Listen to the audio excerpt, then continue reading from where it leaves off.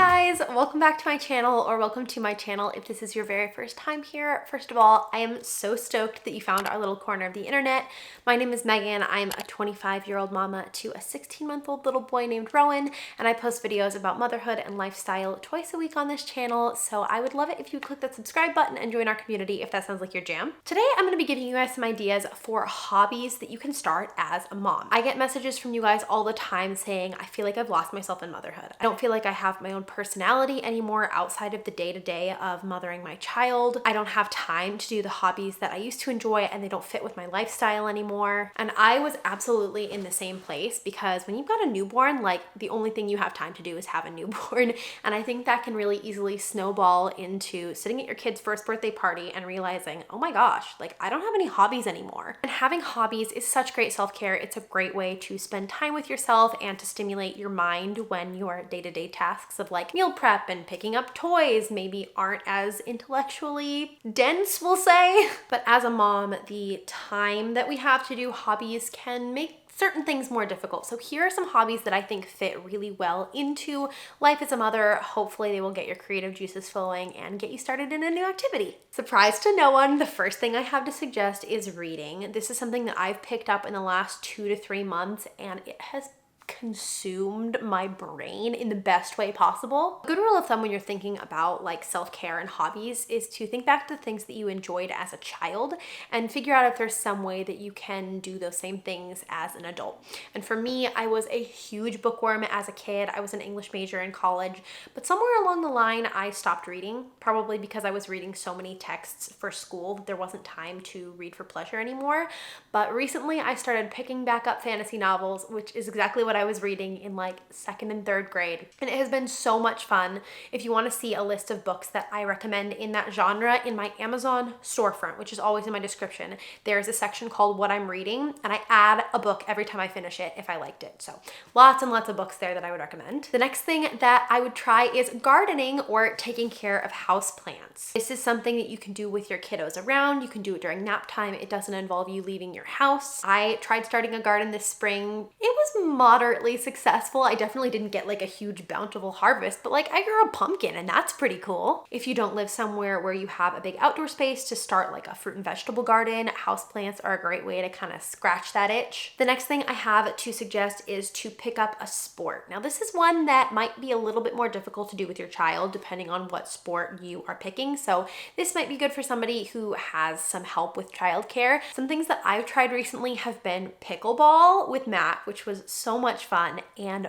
roller skating. I got like the old-fashioned 4-wheeled roller skates, and I've been riding them in our garage and like around our house when Rowan is sleeping, and it's been so much fun, especially if you add a little bit of music in there. You're just like grooving. Did I just say grooving? Am I old? Another thing that you can do pretty easily at home is puzzles. Matt and I have done a couple different 1,000-piece puzzles since Rowan was born, and they're really fun. And I think I used to think about puzzles as like, I don't know, a very specific aesthetic.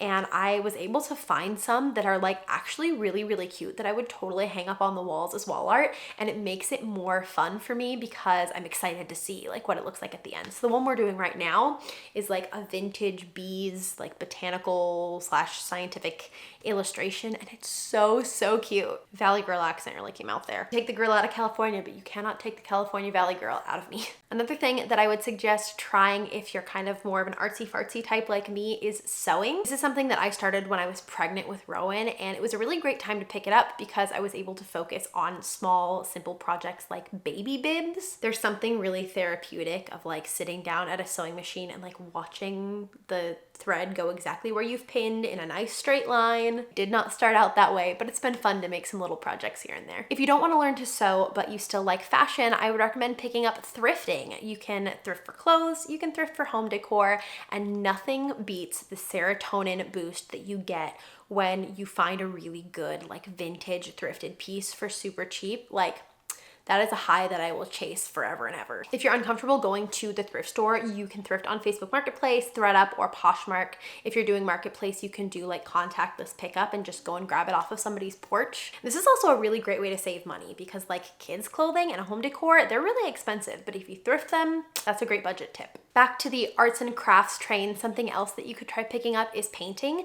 This is a really easy, low cost hobby. If you get like a bulk pack of acrylic paints from a craft store and a variety pack of paintbrushes, you definitely don't need to start with like super fancy supplies. I used to paint a lot as a teenager, but after a while, like canvases get kind of boring. And what's brought it back for me has been painting on like unusual mediums. So like glasses or a paper mache pumpkin or like a vinyl record from the thrift store, like painted with florals. So much fun. You can also use this to decorate your home too. So again, another budget tip. Something else that I really enjoy in the fall and winter months is baking.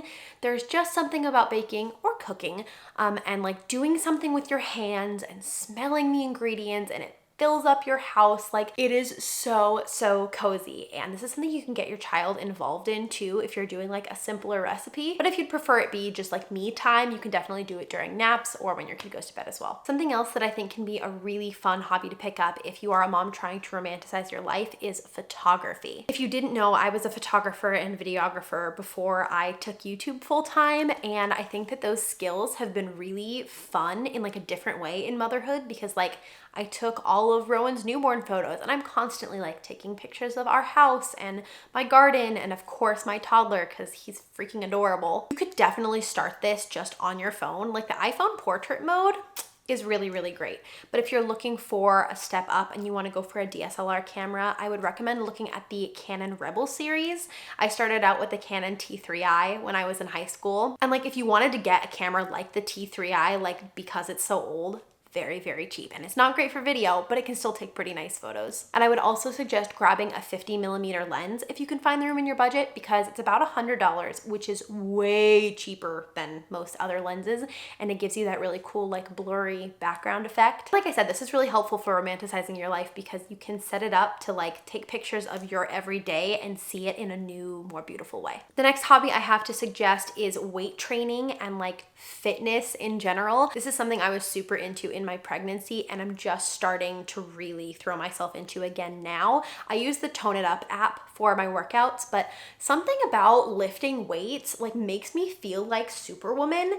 And this is a great hobby for motherhood because even though it takes a lot of energy to do it, I always feel more positive and I have way more energy after I'm done, because you get like that endorphin high and you're also just like super proud of yourself, and you're also making your body stronger. So that always helps with day-to-day tasks, especially if you're picking up like a 30-pound toddler all the time. Fitness activity you could do is hiking. I live in the Pacific Northwest and we have beautiful hiking here, and I don't take advantage of it nearly enough. I need to go and get a hiking backpack because I used to love hiking before I had Rowan, but obviously I'm not going to let him toddle on a trail. So having something to put him in that's a little bit more structured than like my normal baby carrier would be really great, because hiking is just a great way to get out in nature and like take a few deep breaths, you know? And then the last hobby that I have to suggest for moms is journaling or like physical planners. I'm a big physical planner person, so I love writing down everything that I have to do for the week, month, year in my golden coil planner, which is like a customizable one because I had to be a little extra like that.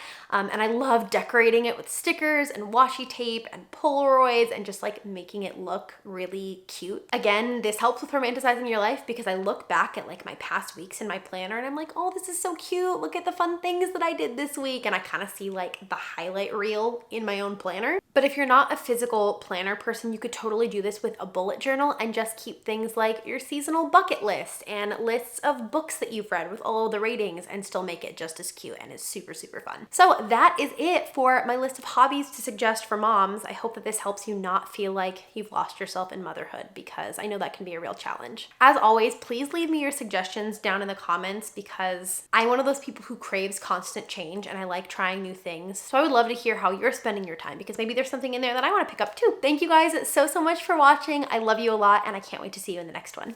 Bye!